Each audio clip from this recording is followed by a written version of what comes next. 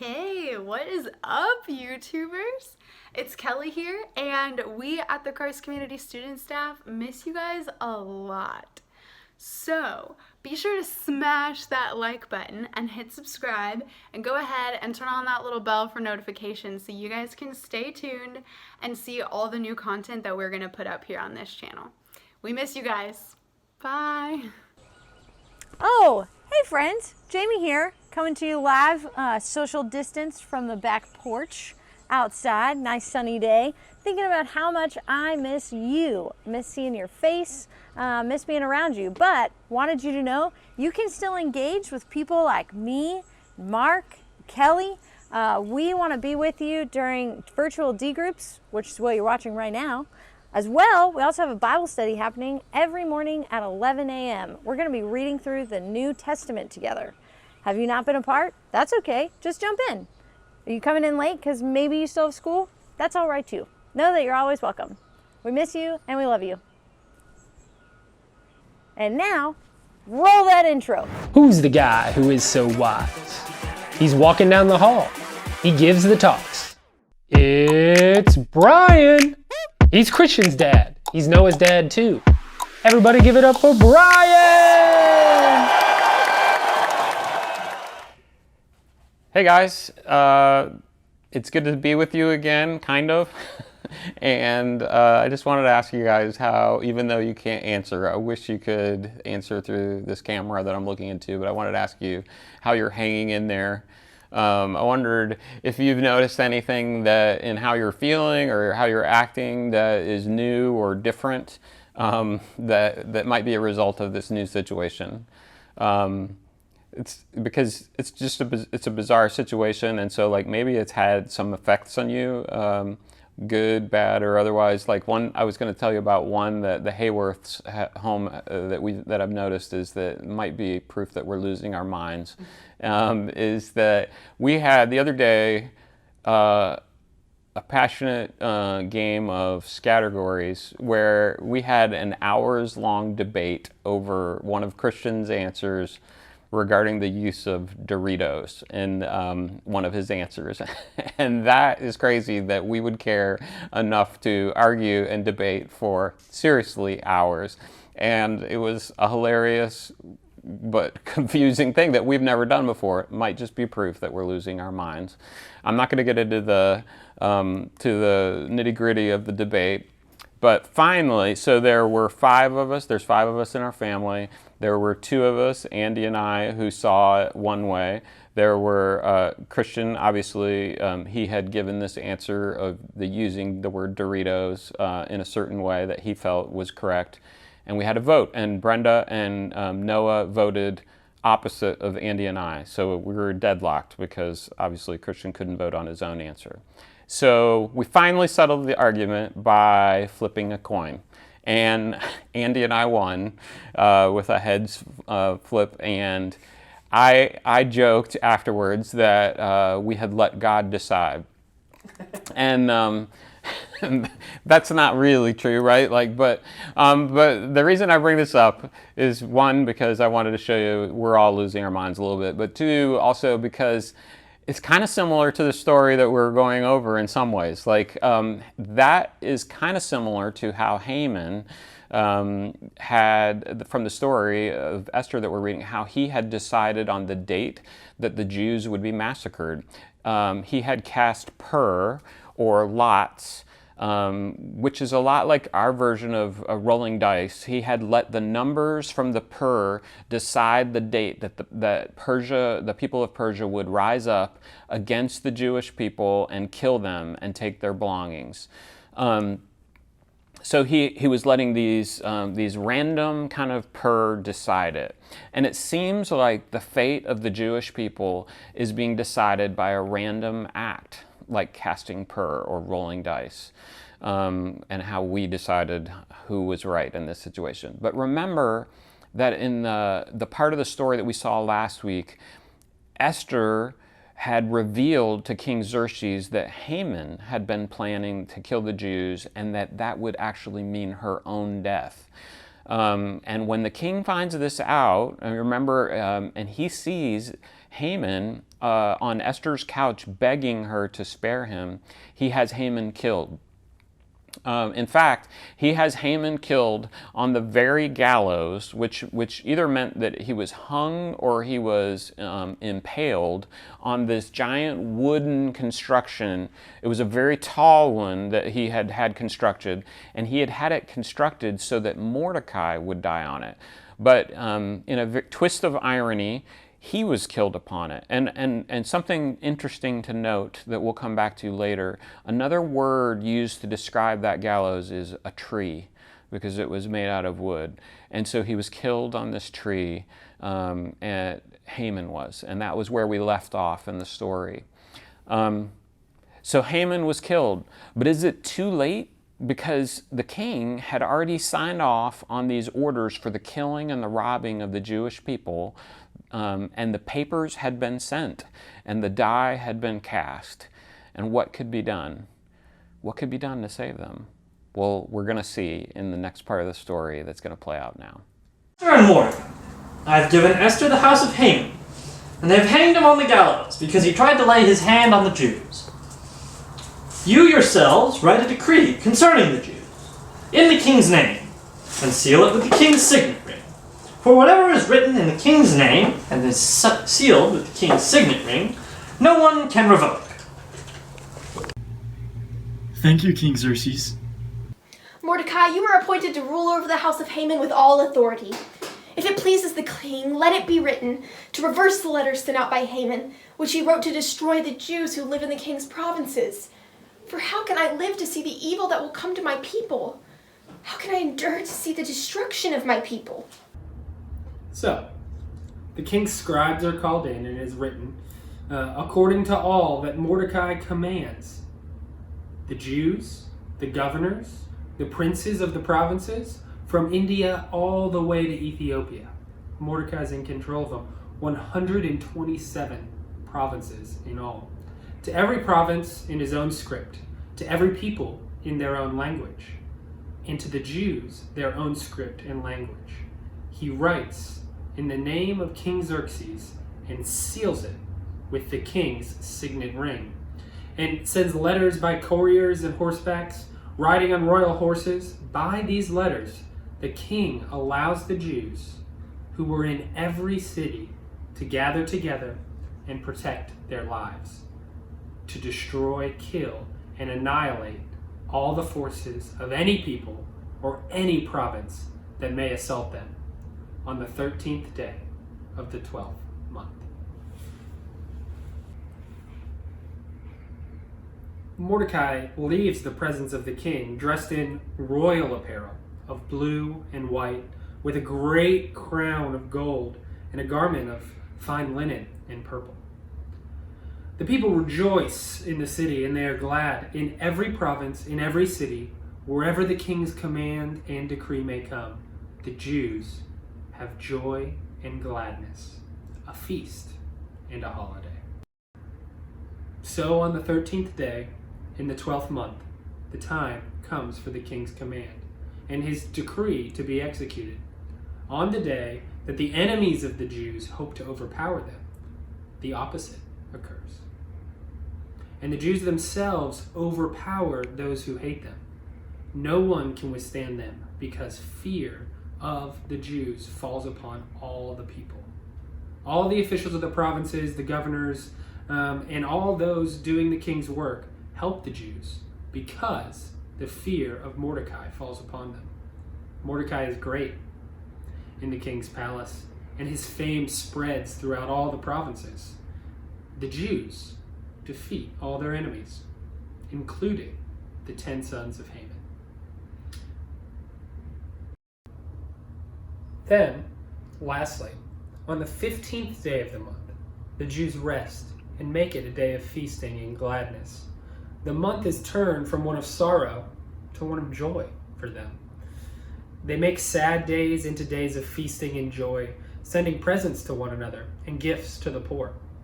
Mordecai and Queen Esther write and distribute among all the Jews letters about these days, calling them Purim, after the name Pur, the lot that was cast against Mordecai. They establish that all of their descendants will celebrate these 2 days without fail every year, according to the written instructions and to that at the time prescribed to them. Purim will be observed among the Jews in the memory of this great event and will not perish amongst all of their descendants. So that's how the story ends. In an incredible reversal of how things seem to be determined to be going, this unbelievable reversal, Esther convinces the king to act for the Jewish people and to save her and them. Now, something you may have noticed, he couldn't just cancel his previous order. It seems like, why couldn't he? Why couldn't he just say, forget about that, that order is now done? But that would have been very dishonoring to the king's position, because it would have been admitting a mistake. And so he didn't do that, and he couldn't do that. Culturally, that couldn't have happened. So he couldn't just cancel the previous order. But here's what happens, is that the king gave his signet ring, which was a ring that had his seal, his royal seal on it, he gave that, the one that he had given to Haman previously. In this ironic twist, he gives it now to Mordecai, Esther's cousin.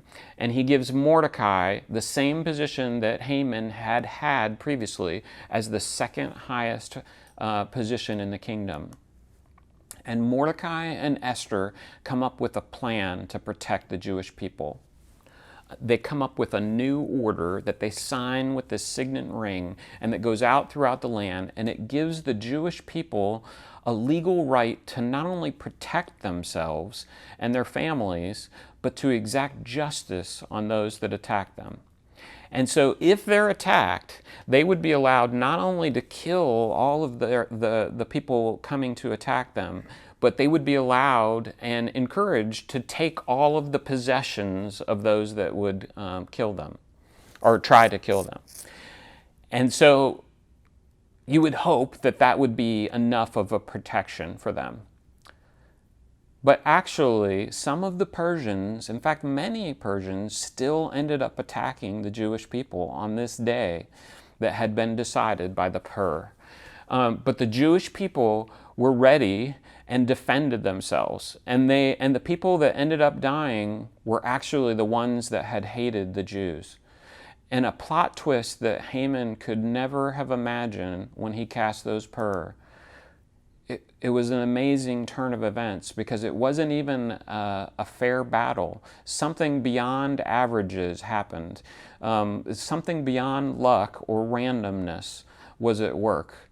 The Jews somehow were protected in a way that was supernatural, because they didn't die even in a fair kind of a way that you would have expected some Jews dying, some of the Persians dying.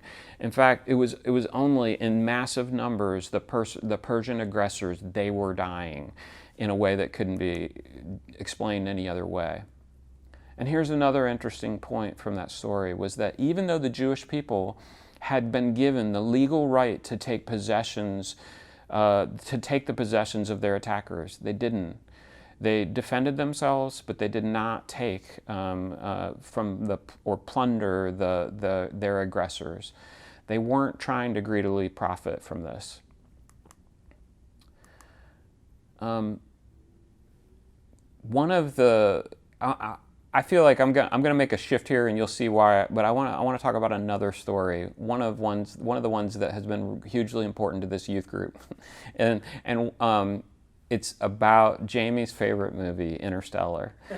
One of the reasons why Interstellar is such a great movie, and what Jamie fails to appreciate about it, is that its director, and I'm just kidding you, Jamie, but its director, Christopher Nolan, is so good at creating this mind-bending way to change up the way that the story is going. Matt Damon... What? I mean, in that story, that is this unbelievable twist. And he's so good at it. And we couldn't have ever seen how it was going to work out. But he knew what he was doing. That's how great storytellers work. That's how God works. And that's how he is at work in the story of Esther. It starts off seeming like God isn't there, or if he is, like he doesn't care. Random things, does it get any more random than casting purr or rolling dice? Random things are happening, and bad people are getting good things, like Haman getting power and position, even after it was Mordecai that had saved the king's life early. It all seems so random, just like casting lots or purr. And that's how our lives can feel sometimes, like there's no meaning or there's no hope to it. It can feel random. When bad things happen to you, or good things seem like they happen for people that don't follow God or that are acting mean or wrong, maybe it just feels like your life doesn't matter or it doesn't feel that important. And that's a bad feeling. My boys kid me, and they'll cringe when I bring up one of my favorite bands again. But one of my favorite bands is a band called Wilco, and they have a song called "I Can't Stand It." And in the lyrics, it seems like that the singer Jeff, that's how he's feeling. Jeff Tweedy, he's feeling. That's the song title says it. He says, "I can't stand it," and he says that in the lyrics, he says that God's love seems so random. It feels random, like things don't matter. And he says, I can't stand it. It's a bad feeling because we feel like maybe nothing matters. How could it when things are going this way? But sometimes there's more going on than it seems. Even when things seem random or unimportant, God is at work. He really is at work. And that's what this story of Esther has been all about. There's two sides to this story, and I wanted you to notice that. Brenda brought this up. She noticed that when she was reading it. Did you notice how many things in this story happen in pairs, happen in twos? There were two feasts at the beginning of the story to celebrate King Xerxes, the men that he was drinking with and the women that his queen Vashti at the time that she was partying with. And then there were two feasts at the end of the story and that are still celebrated among Jewish people today when they celebrate their being saved, called Purim, and they have these feasts. And so that's related to the pur, that were cast. But so there were two feasts at the beginning, two feasts at the end. There were two queens. There was Queen Vashti, and then there was Queen Esther. There were two men that were made second in command under the king. First Haman, then Mordecai. And Esther even had this, in a way that may have been hard to understand, she had planned in her plan to have two dinners hosting the king and Haman. As part of her plan, she had two dinners. And there were two orders sent out by these men. First, Haman, in order to destroy the Jews, and then a second order sent out by Mordecai to save them. Everything seems to happen in this weird pairs. And I think that it's a reason that is it's like this mirror-like reversal going on to demonstrate how God is at work in this world, in the story and in our world. We see one side of things, and it's not that side's not real, because it is real, but there's another side happening too. God is at work. That's what you see in the story of Esther, is that all these things are happening and seem to be shaping up this random way, and then we get to see how God was at work and out to save his people. When we can only see the things that are happening around us, it can feel random. God can seem invisible, and it's hard to stand it. But this story is here to show us that God is at work and that he's inviting us, just like he did in Esther, into his work. And so it feels like a happy ending into that story. But I want to ask you something about happy endings. How do you feel about happy endings? Some people have mixed feelings. Like, I want you to think about like some of your favorite endings to stories and movies as we think about this one. Sometimes people get upset. Like, we like happy endings, but sometimes we get upset when a movie, have you ever felt this way, when it ends up so happy that we almost describe it like, oh, that's so Hollywoodish. Like, and what we mean by that is, like, it's not believable. Because it feels too easy of a wrap up, and it feels like this painful or hard story gets tied up with this neat little bow, and it just doesn't feel believable.